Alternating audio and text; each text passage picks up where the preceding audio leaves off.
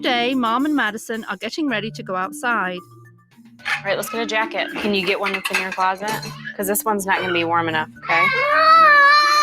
But something as simple as choosing a jacket becomes a big problem. You could find one. I can't find any! Yes, you can. No, I can't! No, I can't! No, I can't! Madison has to be so perfect all the time. She has to look perfect all the time. Everything has to be perfect. I can't find one that matches! It doesn't matter if it matches. You just need to cover your arms. I want it to match! Madison gets very upset when things aren't done right or her way or they don't match or they're not perfect. Well, you do a good job with that, so just go pick something out. When I see behavior like this, to me it shows a child that is striving for perfection. Dad, come here. No. What do you need with me? I want to show you this calendar! Then Madison turns her attention from her jacket to a problem she notices with the calendar on the door. That's not right! This is where it starts 31 days! She is certain that there are only 30 days in October, and although Dad tries to explain the calendar to her, she just won't listen. No! It's okay. It's not right! I've never seen a child get this upset over a simple mistake. This need for perfection at this young age is very disturbing, and that's one thing I'm really worried about for Madison. Carter, you want to come sit? At dinner time, I begin to see where little Madison's strive for perfection is coming from. Madison, can you sit on your butt, please? Thank you. I like a clean house. I like the kids to say please and thank you. And when they're not using their manners, it just frustrates me to no end. Let's not have our elbows on the table, okay? Mom really wants the perfect house and the perfect family, that everything has to be perfect. Madison, how is everything? Good. Can you please not have your elbow on the table? I don't care. I care, and I asked you not to do it. It hurts when I do this. No, it doesn't. Yes, it does. Madison, do you want to go sit in time? It does! Camille and her perfection issues are definitely rubbing off on Madison, and that's why she feels the need to always be perfect. Then please take your elbow off the table. Then we're going to go sit in timeout. All right, come on. You want me to take it? No! Don't let me ask you again, or are you going to go straight to timeout? Madison. Don't growl at me. I hate taking my elbows off. So far, I haven't seen a lot of fun in this house. Carter, you want some juice? Here's your juice. No, it's not! When it's time for the children to sleep, Dad puts the kids to bed all by himself. Do you need help? It seems that Mom cares more about the cleanliness of her house How are you doing today? Good? than the well-being of her children. What chapter are we on? It's almost as if Mom is trying to remove all trace of her kids. Good night. I love you. You sleep tight. And when Carter calls for Mom, she just ignores it. I have definitely seen enough. It's time to sit these parents down. I hope they're ready for what I have to tell them. Chris, Camille, can I talk to you for a minute, please? I was a bit nervous to see what Nanny Deb was going to say about our parenting skills. Well, where do we begin? Uh-oh. The noise volume is enormously high.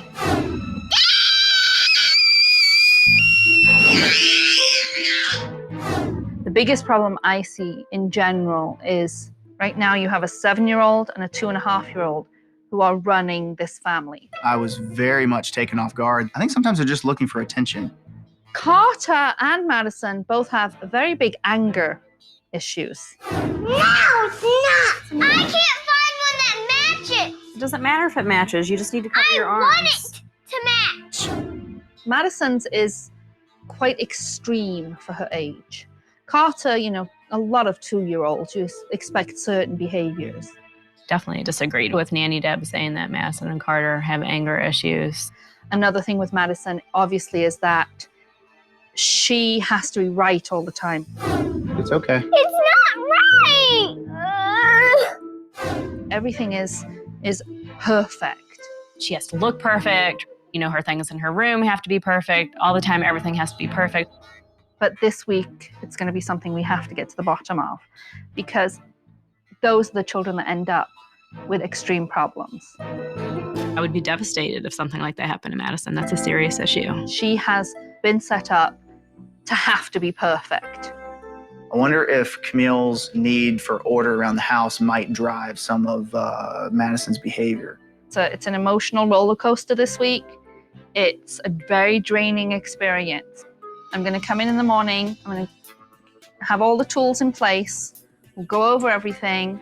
I'll hold your hand and we'll make it through. I was floored. I very much was floored and upset. It was very... Of course it stops loading at the best part. I wasn't eavesdropping. Yes, I was. You need Verizon. Get their crazy powerful network out here and get 6 months of Disney Bundle on them. And it is all good. That's right. Stream on the go with 6 months of Disney Bundle on us. All your favorite content from Hulu, Disney Plus, and ESPN Plus is all yours. And watch it all on the new Galaxy S24 Plus, also on us. Only on Verizon. Febreze. Your bathroom needs Febreze small spaces. The always-on odor-fighting air freshener you set and forget. No outlets used, no batteries needed, no effort required. So your bathroom stays continuously fresh for 45 days. That's the power of Febreze small spaces. This is Mark, taking in the mountain air. And this is Maria, baker extraordinaire. Two very different people, both with a breathing problem. He's got asthma. She's got nasal polyps. Can two people with different conditions breathe better using the same treatment? They can, when it's Dupixent. Dupixent is not for sudden breathing problems. It's an add-on treatment for specific types of moderate to severe asthma or nasal polyps. With Dupixent, both Mark and Maria can do more of the things they love, breathe better, and use less oral steroids. Dupixent can cause allergic reactions that can be severe. Tell your doctor right away if you have rash, chest pain, worsening shortness of breath, tingling or numbness in your limbs. Tell your doctor about new or worsening eye problems, joint aches and pain, if you have a parasitic infection or asthma. Don't change or stop asthma medicines, including steroids, without talking to your doctor. What could you do more of with less asthma or nasal polyps? Ask your doctor about Dupixent, the most prescribed biologic in asthma and nasal polyps. After a long night of bringing home the bacon, there's nothing wrong with a nice, smoky nightcap. After all, it's 5 a.m. somewhere. Hormel Black Label Bacon. Very scary.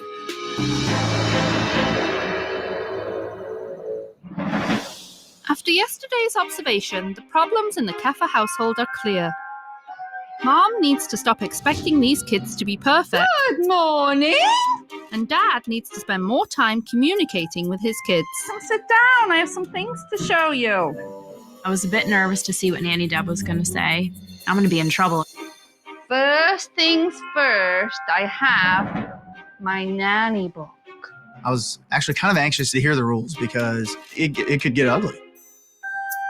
These are the things that we have to do. The first rule is respect each other. That means we don't scream at each other or have nasty tones. It's going to be hard for Madison to get used to that one. We don't hit each other. Madison, Carter. We're all nice and kind. Since that's our biggest issue, that's probably going to be one of the hardest things to accomplish. The second rule is parents are in charge. Because up till now, Mom and Dad haven't been really in charge, have they? I like to be in charge. You work on that. No! What's wrong? You stay in here. Why? Please take your elbow off the table. Then we're going to go sit in timeout. I don't like the rule Mom and Dad are in charge. And the last one is nobody's perfect. It's okay to make mistakes. I can't find one that matches. It doesn't matter if it matches. You just need to cover your arms. I want it to match. I love that because I really think that Madison needs to understand that it doesn't have to be right all the time. Everybody makes mistakes. Mom and Dad make mistakes. Yeah, they do. Okay. Are you ready for your surprise? This is Madison's surprise. If you do these things, you earn your reward. And look how pretty your rewards are. As soon as I saw it, I knew Madison was going to love it. Two things. She's very competitive, and she wants to know that she's done a good job. And then you get to go on special time with either mom or dad. Now look what Carter gets. Carter's gonna speak nicely too and listen to mom and dad.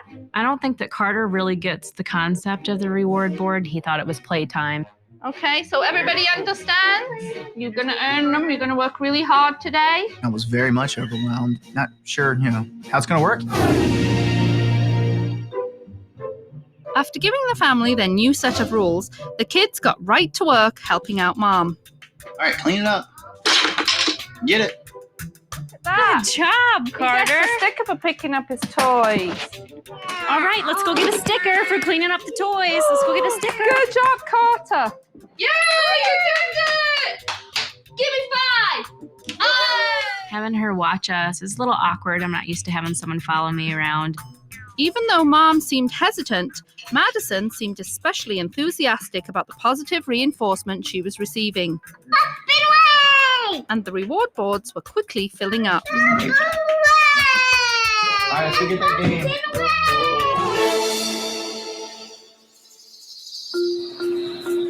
Later in the afternoon, after Dad left for work, I decided to take Mom and the kids out as a reward for obeying the rules. But right away, Carter started to act up.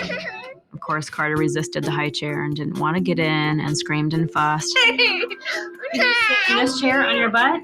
Mom's reaction when the kids are out of control is that she gets completely detached and unemotional. Sit down on your high knee. Can you sit down? Can you sit down, Carter? And then, of course, he wants to run around, and I'm not going to chase him. So I just want to walk away from it and say, forget it. I didn't know what to do. It's kind of embarrassing. I had to step in and tell Mom it was time for him to get into the high chair, and when you say it, you mean it. Sit him down. Sit down. Sit down, Carter. It's time to eat. Carter was screaming, sticking his legs out stiffly, arching his back, refusing to go into the high chair. So I talked to him, I explained to him it was time to eat. I know you're angry right now, but you need to sit in the high chair. I know you're angry right now. You cannot behave this way at the restaurant. I really had to go back to basics with Mom and show her how to talk to your child when you mean business. If you continue to scream, you're going to go sit outside for timeout. Then you choose, Carter. You choose. His body relaxed, we got him in the high chair, and he immediately calmed down and started eating his lunch, no problem. If anything needs to happen, just remember, the tone has to change. You're serious. Now that I've shown Mom how to communicate with her upset child, I hope she'll be able to handle the next tantrum on her own.